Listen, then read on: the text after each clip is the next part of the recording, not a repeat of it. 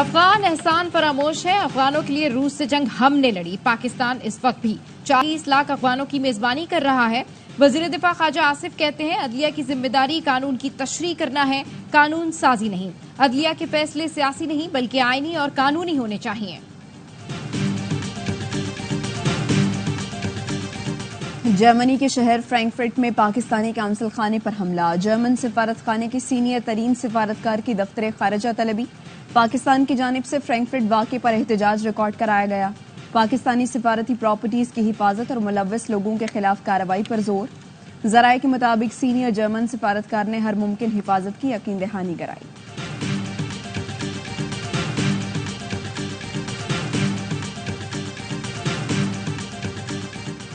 और पीटीआई दहशतगर्द जमात है, मंतकी अंजाम तक पहुंचाएंगे। बानी पीटीआई का बयान मौजूद है। उन्होंने दहशतगर्दों को लाकर मुल्क में बसाया। विफाकी वज़ीर इत्तलात तारड़ कहते हैं, बानी पीटीआई किसी गलतफहमी में ना रहे कि मजलूमियत के प्रचार से कोई रिलीफ मिलेगा। नाम नेहाद मुंसिफ ने साजिश करके पीकेएलआई को तबाह करने की कोशिश की। उस वक्त की हुकूमत ने भी पीकेएलआई के बोर्ड को तबाह किया। वजीर आजम शहबाज शरीफ का जिना मेडिकल कॉम्प्लेक्स का संगे बुनियाद रखने की तकरीब से खिताब। कहा, इलाज और आम आदमी की खुशहाली पर सियासत नहीं होनी चाहिए।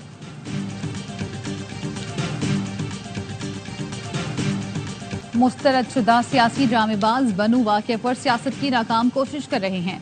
वजीर आला खैबर पख्तूनख्वा की हिदायत पर कायम कमीशन जल्द इंक्वायरी रिपोर्ट जमा कराएगा। बैरिस्टर सैफ कहते हैं, वजीर आला खैबर पख्तूनख्वा बनू की सूरत हाल को मुसलसल मॉनिटर कर रहे हैं। समाजी अमायदीन इंतजामिया पर मुश्तमिल कमेटी इलाके में देरपा क़याम अमन को यकीनी बनाएगी।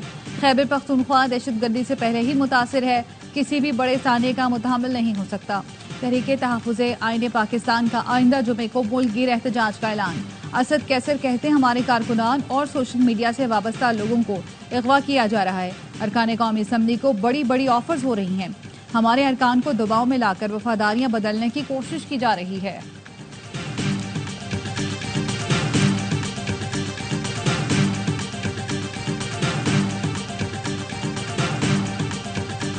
मौलाना साहब एक सियासी शख्सियत है, चुन चुन के वो बदले ले रहे हैं। उनकी एक सियासी जीत मैं समझता हूँ कि रोजाना असद कैसर उनके दरबार पे हाजिर होते हैं। माल गनीमत जो मौलाना फजल रहमान से लूटा गया वो तो पीटीआई में तकसीम की गई। गौर साहब ने जो उनके अभी चेयरमैन भी हैं, उन्होंने स्टेटमेंट दिया कि हमारी कोई ऐसी बातचीत मौलाना फजल रहमान साहब से नहीं हुई। मौलाना फजलुर रहमान पीटीआई से चुन चुन कर इंतकाम ले रहे हैं। बैरिस्टर गौहर जेयूआई और पीटीआई मुज़ाकरात से मुनहरिफ हो गए। गवर्नर केपी फैसल करीम कुंडी कहते हैं, खैबर पख्तूनख्वा में लाकानूनियत उरूज पर है। अमनो अमा की सूरत हाल पर सूबाई असम्बली का इजलास बुलाया जाए। सूबाई हुकूमत अपने मेंबरान को सूबे की सूरत हाल पर आगाही देने में नाकाम है। एपेक्स कमेटी के इजलास का इनकाद अभी तक मुमकिन नहीं हो सका। वजीर आला अपनी पार्टी के 10 साला दौर की कारकर्दगी पर मुझसे मनाजरा कर लें।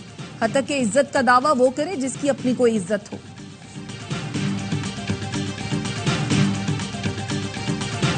52% IPPs हुकूमत जबकि 28% निजी शोबे की मलकियत है। करप्ट ठेकेदारों की वजह से हमें फी यूनिट बिजली 60 रुपए में बेची जा रही है। मुल्क बचाने के लिए 40 खानदानों के साथ किए गए इन मुआहिदों के खिलाफ सबको उठना चाहिए। साबिक वजीर गौहर एजाज कहते हैं, हुकूमत बास प्लांट से बिजली 750 रुपए फी यूनिट खरीद रही है। कोल पावर प्लांट से औसतन 200 रुपए यूनिट के हिसाब से बिजली खरीदी जा रही है।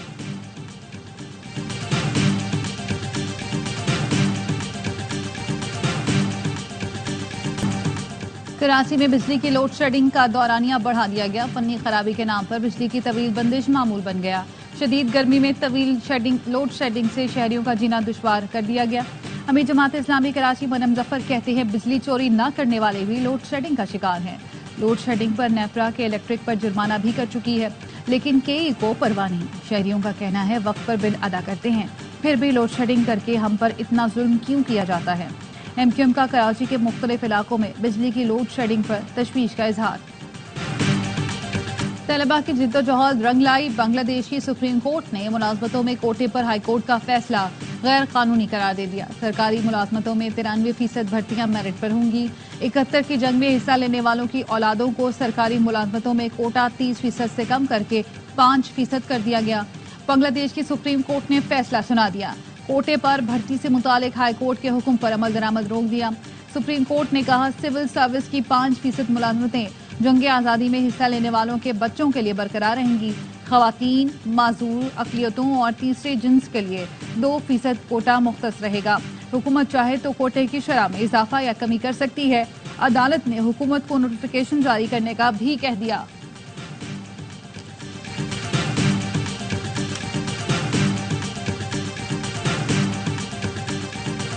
गेम 115 है इस वक्त पीटीआई को। रिजर्व सीट्स के बाद 4-5 सीटें मेरे ख्याल जेयूआई की हैं। आपको 40 सीटें और चाहिए टू टर्न द टेबल। यहाँ 55 सीटें जो हैं वो खुल रही हैं। With in 45 days tables can be turn. 2018 का इलेक्शन रिग्ड नहीं था, 2018 का इलेक्शन मैनेज्ड।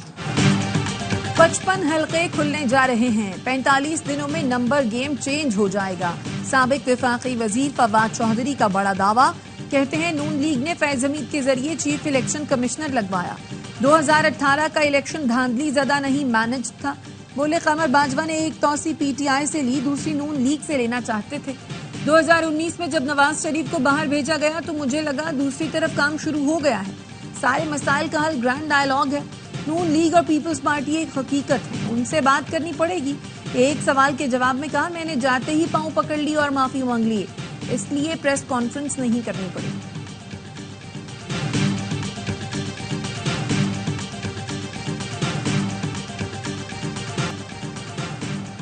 पीटीआई का चीफ इलेक्शन कमिश्नर चारों मेंबरान के खिलाफ कल रेफरेंस दायर करने का फैसला। जराये के मुताबिक बानी पीटीआई ने अली जफर को इलेक्शन कमीशन के खिलाफ रेफरेंस दायर करने की जिम्मेदारी सौंपी है। सुप्रीम जुडिशल काउंसिल से चीफ इलेक्शन कमिश्नर चारों मेंबरान को हटाने का मुतालबा किया जाएगा। इंतखाबी निशान बल्ला छीनने, लेवल प्लेइंग फील्ड न मिलने, इंतखाबात मुकर्ररा वक्त पर न कराए जाने को जवाब बनाया जाएगा। रेफरेंस में मखसूस नशस्तों के अदालती फैसले के कुछ निकात भी शामिल किए जाएंगे।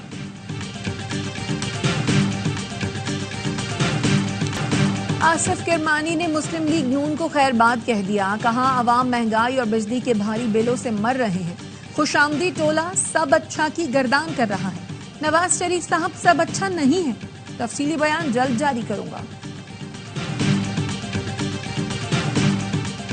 साबिक वफाकी वजीर शफकत महमूद का सियासत छोड़ने का ऐलान। कहते हैं फैसला किसी दबाव की वजह से नहीं किया, इसका ताल्लुक वक्त और उम्र के तकाजे से है।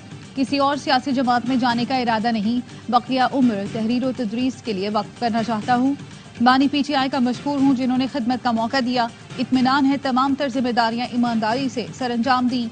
मुल्क की खिदमत का जज्बा ताहयात रहेगा।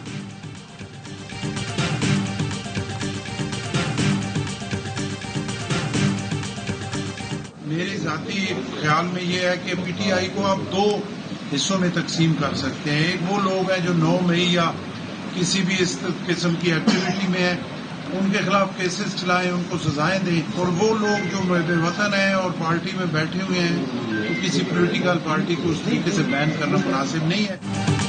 पीटीआई पर पाबंदी का फैसला नून लीग का है, पीपल्स पार्टी से मशवरा नहीं किया गया। गवर्नर पंजाब सरदार सलीम हैदर खान कहते हैं पीपल्स पार्टी मामले को पार्टी इजलास और सीईसी में लेकर जाएगी। मेरी राय में पीटीआई को दो हिस्सों में रखकर सोचें। एक वो जो 9 मई के वाकयात में मुलव्वस हैं, उन्हें सजाएं दें, लेकिन जो मुहिब्बे वतन हैं उनके खिलाफ कार्रवाई मुनासिब नहीं।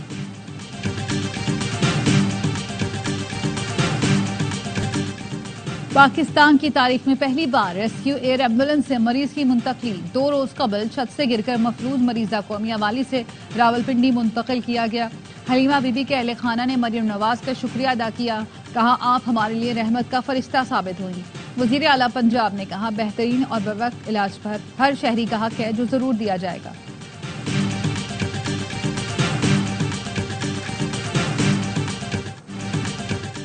कराची में कहीं तेज कहीं हल्की बारिश, गर्मी कम न हुई। दर्जा हरारत 39 डिग्री तक जा पहुंचा।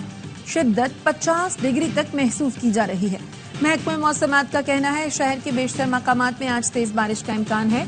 हवा का कम दबाव बरकरार रहा तो कल भी शहर के मज़ाफाती इलाकों में बारिश होगी। कल शाम से समंदरी हवाएं बहाल होने की तवक्को। समंदरी हवाएं बहाल होने के बाद दर्जा हरारत में कमी आएगी। नैब टीम की तोशा खाना के नए रेफरेंस में बानी पीटीआई और बुशरा बीबी से अडियाला जेल में छठे रोज तफ्तीश। नैब टीम तफ्तीश से मुतालिक पेशरफ रिपोर्ट कल अदालत में पेश करेगी। अदालत ने बानी पीटीआई और बुशरा बीबी को 22 जुलाई को दोबारा पेश करने का हुक्म दे रखा है।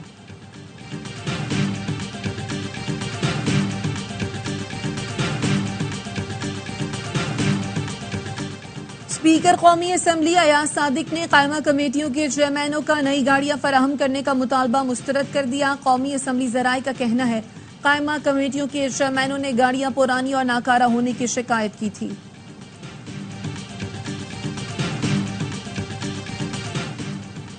मुश्तरका मुफादात कौंसिल का कल होने वाला इजलास फिर मुलतवी। इससे पहले 10 जुलाई को भी इजलास मुलतवी किया गया। जराए का कहना है इजलास वजीर आजम और दीगर अरकान की मसरूफियात की वजह से मुलतवी किया गया। नई तारीख का ऐलान जल्द किया जाएगा। पेशावर के नवाही इलाके में फायरिंग से शहीद अहलकार सईदुल्लाह की नमाज जनाजा अदा। दहशतगर्दों ने गुज़श्ता रात पुलिस चौकी पर हमला किया था। जवाबी फायरिंग से दहशतगर्द फरार हो गए थे। वफाकी वजीर दाखिला मोहसिन नकवी की पेशावर में पुलिस चेक पोस्ट पर फायरिंग की मजम्मत। कहा वतन पर जान निछावर करने वाले शहीद कांस्टेबल की कुर्बानी को सलाम पेश करते हैं। कराची में हॉक्स बे जाने वाली फैमिली को लूट लिया गया। माड़ीपुर फुटबॉल चौक के करीब गाड़ी खराब हुई तो मुल्जिमान आ गए। खातून और बच्ची को फायरिंग करके जख्मी कर दिया। लूट मार के बाद फरार हो गए। DIG साउथ ने मुल्जिमान की गिरफ्तारी के लिए खुसूसी टीम तश्कील दे दी। SHO को शो कॉज जारी। कहा एक हफ्ते में मुल्जिमान गिरफ्तार न हुए तो SHO के खिलाफ कार्रवाई होगी। 22 अप्रैल से अब तक 50,000 खवातीन की शिकायत मौसूल हुई। वजीर आला पंजाब मरियम नवाज का वर्चुअल वुमेन पुलिस स्टेशन से मुतालिक ट्वीट। लिखा खवातीन की शिकायत पर 3172 FIR दर्ज कराई गई। 3092 केसेस की तफ्तीश जारी है। 803 केसेस को जल्द मुकम्मल करने की हिदायत दी। 42,933 केसेस को सुलह या दीगर वजूहात की बिना पर खत्म किया गया। शहरी इमरजेंसी की सूरत में 15 डायल करें। अमरीकी सदर जो बाइडन अपनी जमात का कंट्रोल खो चुके। वॉशिंगटन पोस्ट के मुताबिक बाइडन और डेमोक्रेट्स के दरमियान तनाज़े में शिद्दत आ गई। मजीद 12 डेमोक्रेट्स अरकान का जो बाइडन से सदारती इंतखाबात से दस्तबरदारी का मुतालबा। व्हाइट हाउस के बाहर डेमोक्रेट्स का एहतजाज। मुजाहिरीन ने सदर बाइडन से इलेक्शन की दौर से दस्तबरदारी का मुतालबा किया।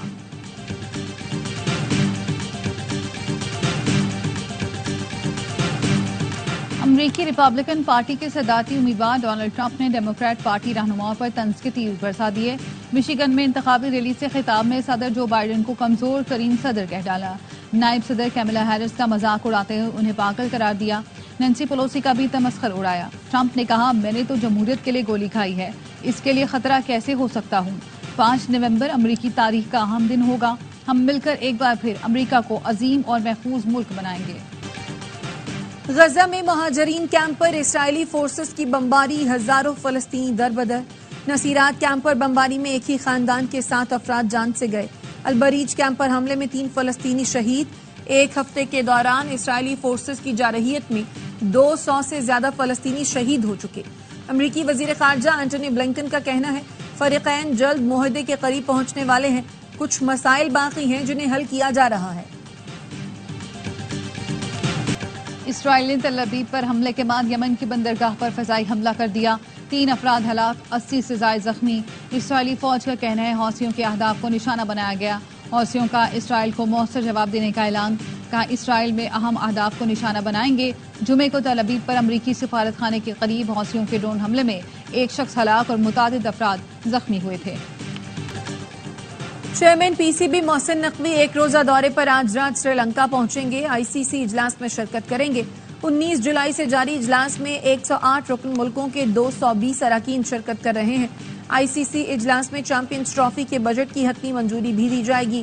पहली बार काउंसिल की सालाना मीटिंग का इनेकाद एशिया में हो रहा है। विमेंस एशिया कप में कौमी टीम आज नेपाल से टकराएगी। दम्बोला में मैच कुछ देर बाद शुरू होगा। ग्रीन शर्ट्स को पहले मैच में भारत ने 7 विकेट से शिकस्त दी। नेपाल ने इफ्तिताही मैच में UAE को 6 विकेट से हरा दिया।